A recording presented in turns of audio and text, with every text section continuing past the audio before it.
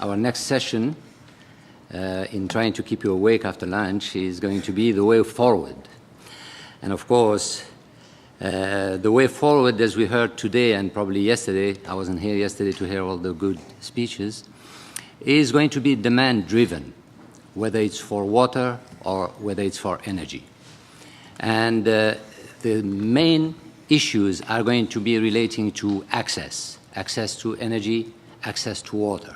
And if you want access to water, and we heard the last speakers really explain it very critically, energy is going to play a key role. So you're going to have a double challenge that is going to be met both by science and technology and at the same time by the availability, but also, as we heard from the governor this morning, with a very clear policy framework, very clear policy guidance. And all of these are going to come to terms eventually into something that will bring the technological advances and consider a dedicated energy and water conference with the backward and forward linkages between energy and water. And I think this is a suggestion we discussed with Dr. O this morning, and this might be one of the themes of our next conference. Without any further words on this, I'd like to start introducing the very distinguished speakers and panel that we have today. First, we have Dr. Rita Colwell. Dr. Colwell is a member of the National Academy of Science and many national and foreign professional societies. Dr. Colwell was the 11th director of the National Science Foundation and co-chair of the Committee on Science of the National Science and Technology Council. She served there as a president. And as president of the American Association for Advancement of the Science. And Dr. Colwell has also been awarded 54 honorary degrees from institutions of higher education and is the recipient of the Order of the Rising Sun bestowed by the Emperor of Japan.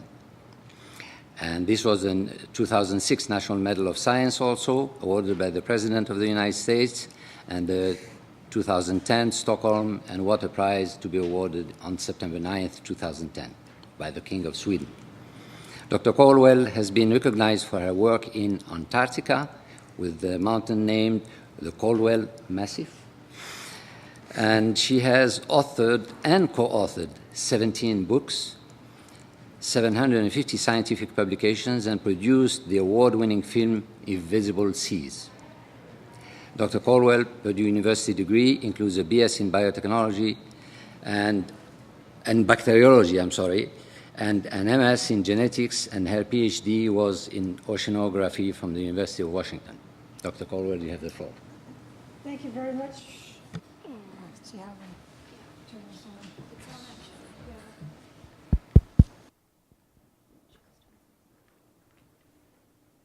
Hi, can you just turn the cordless on? Science and technology is wonderful when it works. Is it on now? I don't. Is it on? Okay, thank you, thank you. As I just said, technology is wonderful when it works. Thank you, Mr. Chairman, and fellow panel members. I'm delighted to have the opportunity to speak to you today. I'm going to take a global view. I think it's important for us to understand, as we have been discussing for the last 2 days, the issues of water availability, water use are global. But the continents are also very, very connected. This is a NASA satellite image of a dust plume moving from the Sahara to the Mediterranean, and a similar plume moves from the Gobi Desert to the western part of the United States. And in the plume, you can culture many, many microorganisms, obviously viruses as well, though they don't culture on media like this.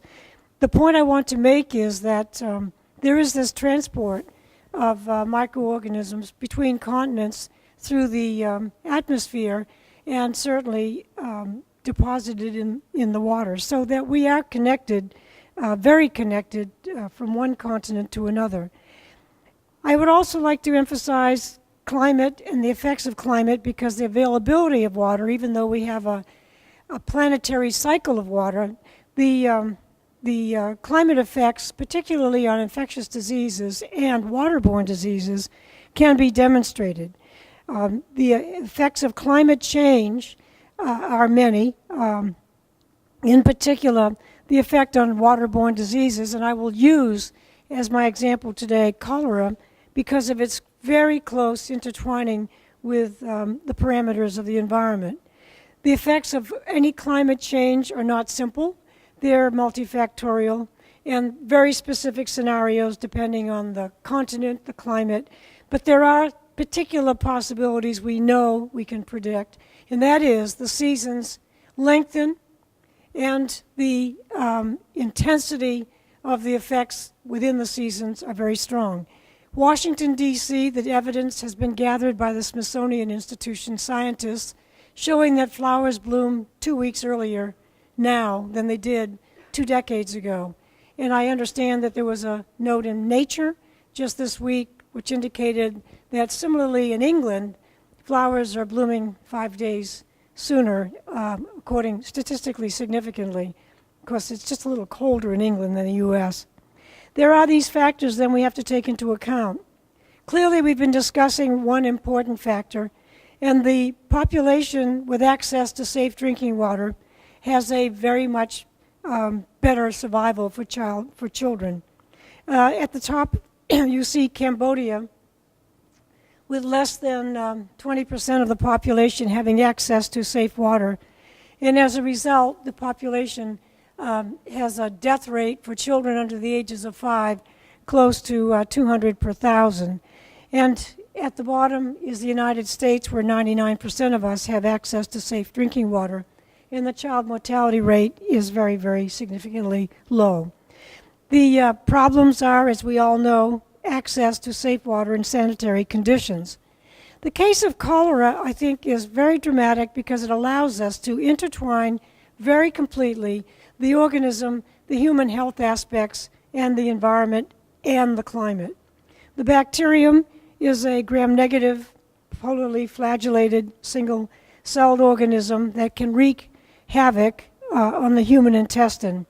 To the right is a slide provided by Richard Finkelstein, a colleague, showing how they attach to surfaces, including the intestine.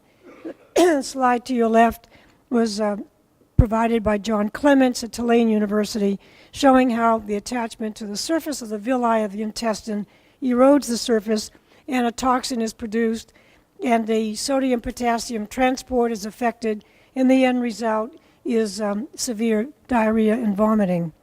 Now, what happens to countries without access to clean water is very dramatically demonstrated in the figures provided by the World Health Organization for 2007. I will point out 2 factors.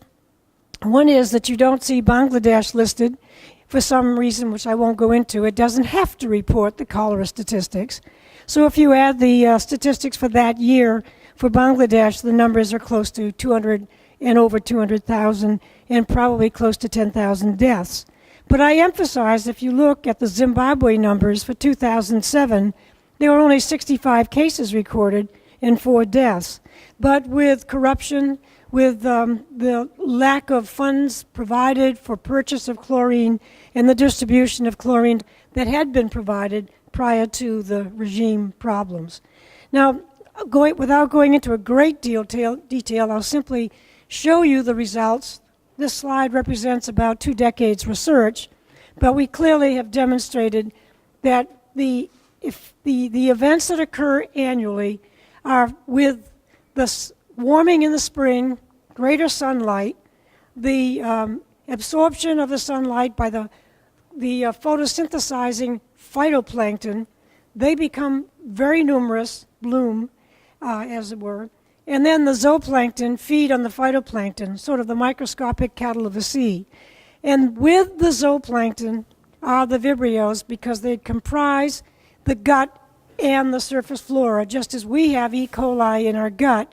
Marine animals, for the most part, especially crustaceans, have vibrios in their gut. The vibrios are chitin digesters, and chitin is a component of the exoskeleton of these creatures.